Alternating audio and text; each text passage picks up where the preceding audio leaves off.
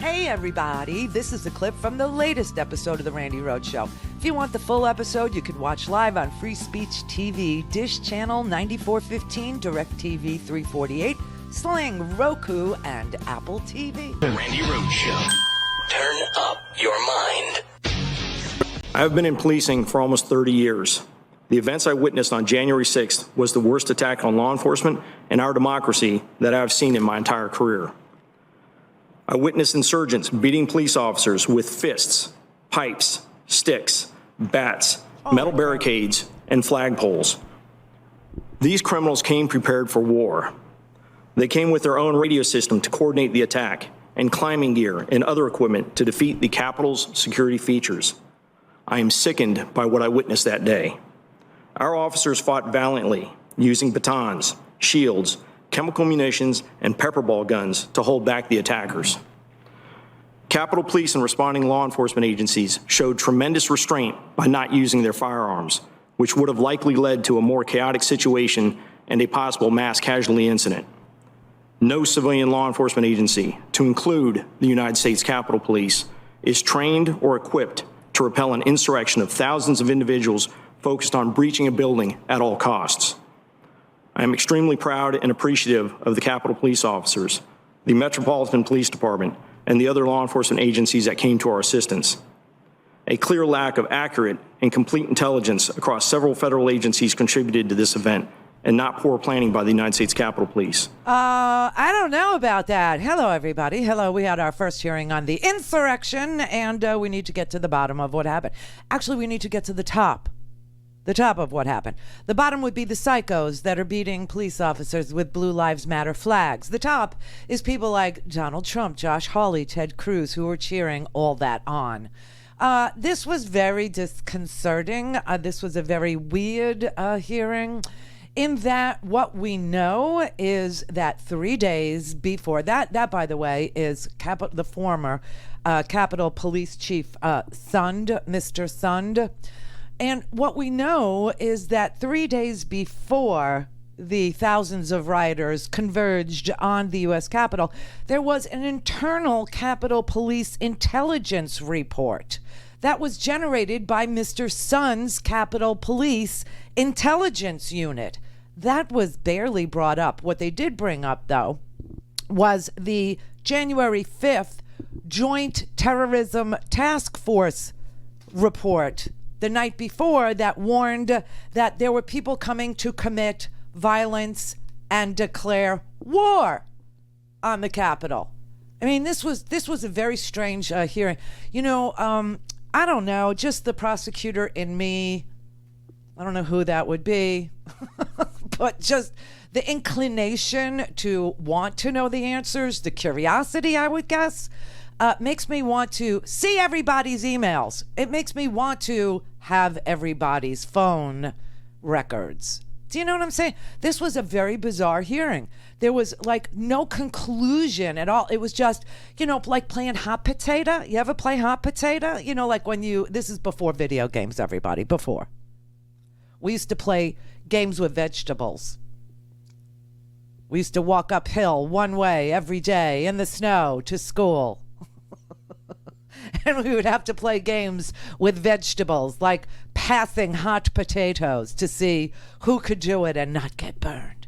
No, I'm serious. This was just really weird. So we had testimony today that the former Capitol Police Chief, Mr. Sund, totally neglected to tell us that there was 3 days before, on January 3rd, a 12-page report generated by his own Capitol Police Intelligence Unit. And what it said was, quote, supporters of the current president, that would be the lunatic fringe, see January 6, 2021 as the last opportunity to overturn the results of the presidential election. This sense of desperation and disappointment may lead to more of an incentive to become violent.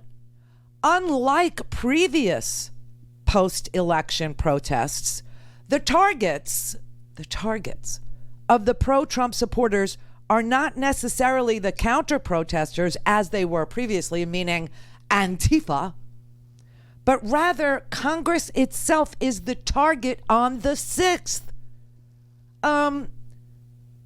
Everybody's hair is on fire, lights are flashing red, everybody's running around. Congress are their targets, Congress members are their target. No.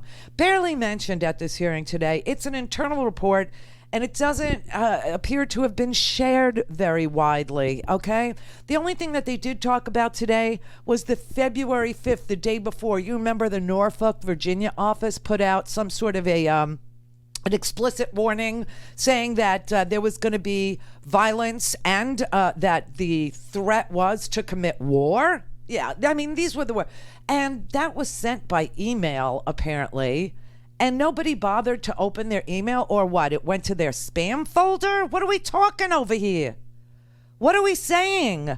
It's like on the eve of the attack, after the Capitol Police had written a 12-page report saying that these people were targeting members of Congress for the next insurgency, for the next protest. They knew the date, they knew the time, they knew the place, they knew the target, but they didn't really talk about that today. They talked about the night before one, where they also used the word war, but it was sent by email. It was sent by email, and no one opened the email. This is very sick.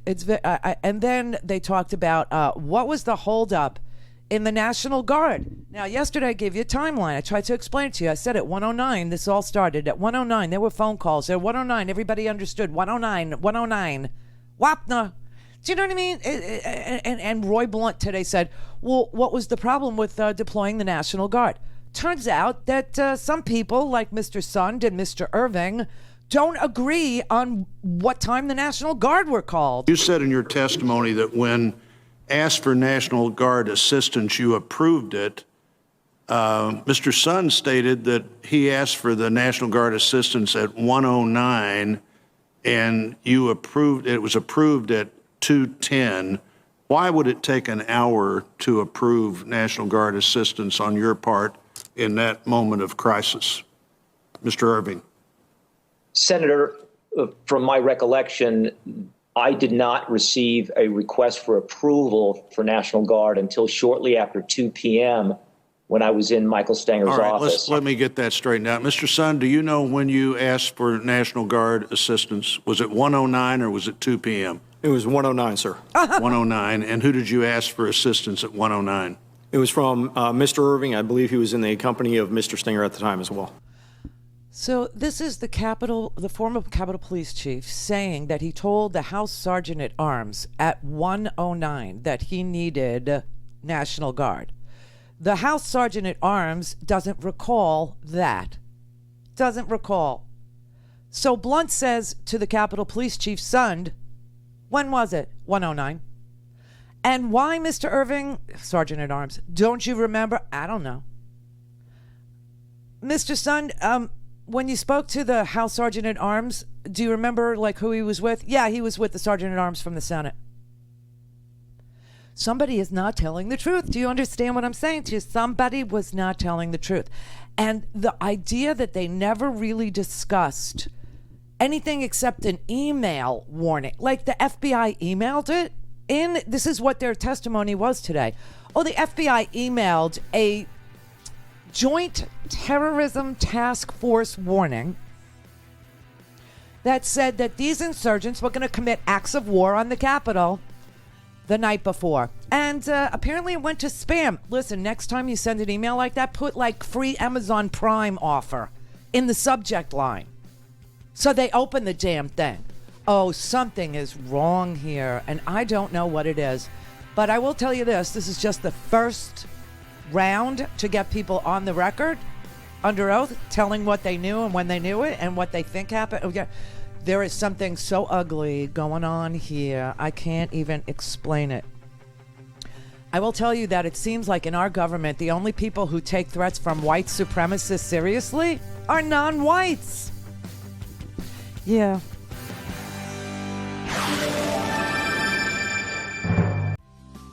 Hey everybody, this is a clip from the latest episode of The Randi Rhodes Show. If you want the full episode, you can watch live on Free Speech TV, Dish Channel 9415, DirecTV 348, Sling, Roku, and Apple TV.